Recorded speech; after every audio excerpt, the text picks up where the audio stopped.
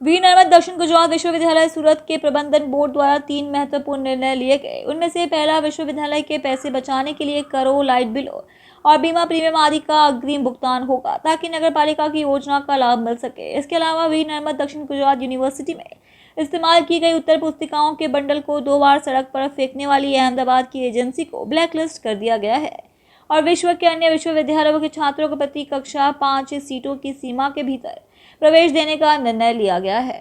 हूँ डॉक्टर किशोर सिंह चावड़ा, कुलपति श्री, वीर नर्मद दक्षिण गुजरात यूनिवर्सिटी सूरत गुजरात। साहेब, કંઈ મેનેજમેન્ટ દ્વારા નિર્ણય કરાયો છે કે એજન્સીને બ્લેકલિસ્ટ કરાય છે, શું છે વિગત? અમદાવાદની એમકે ટ્રેડર્સ કંપની જે હતી, જે પેપર અને પસ્તી લઈ જવાનો કોન્ટ્રાક્ટ હતો, એઓએ રસ્તાની અંદર 2 બંડલ પડી ગયા હતા। એ સંદર્ભની અંદર એમને કારણદર્શક નોટિસ આપીને અંતે બોર્ડ ઓફ મેનેજમેન્ટ દ્વારા તેને બ્લેકલિસ્ટ કરવાનો નિર્ણય લેવામાં આવ્યો છે। અન્ય યુનિવર્સિટીના વિદ્યાર્થીઓને પ્રવેશ માટે પણ કંઈક નિર્ણય કરાયો છે, શું છે?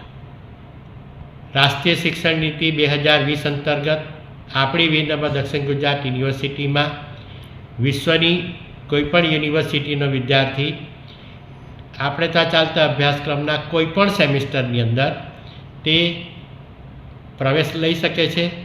એ વિદ્યાર્થીનું પરિણામ બાકી હોય તો પણ એ બાંયધરી પત્રક આપીને પ્રવેશ ફાળવવામાં આવે છે। એ વિદ્યાર્થીને માઇગ્રેશન કે કંઈ પણ બાકી હોય તો પણ બાંયધરી લઈને એને પ્રવેશ ફાળવવામાં આવે છે। એ તમામ વિષયમાં નાપાસ હોય તો પણ તેને પ્રવેશ ફાળવવામાં આવે છે અને તેની સમકક્ષ આ યુનિવર્સિટીની ક્રેડિટ ફાળવીને તેની પરીક્ષા લઈને પ્રવેશ ફાળવવામાં આવે છે। આવા વિશેષ વિદ્યાર્થીઓ માટે દરેક વર્ગ દીઠ 5 વધારાની સુપરન્યુમરી બેઠકો ફાળવવાનો પણ બોર્ડ ઓફ મેનેજમેન્ટ દ્વારા નિર્ણય લેવામાં આવ્યો છે કે જેથી આ પ્રકાર અને હાલની અંદર એમાં 1032 જેટલા વિદ્યાર્થીઓએ આમાં પ્રવેશ મેળવ્યો હતો। સાહેબ, કંઈક એડવાન્સ વેરા પણ ભરાશે, શા માટે એડવાન્સ નિર્ણય કરાયો છે આવો? સુરત મ્યુનિસિપલ કોર્પોરેશન જેવી સ્થાનિક સ્વરાજ્યની સંસ્થાઓ અને સરકારી એજન્સીઓ એપ્રિલ માસની અંદર એનો વેરો કે બિલ એડવાન્સ ભરવામાં આવે તો તેના પર મોટું આર્થિક વળતર કે રિબેટ આપવામાં આવે છે।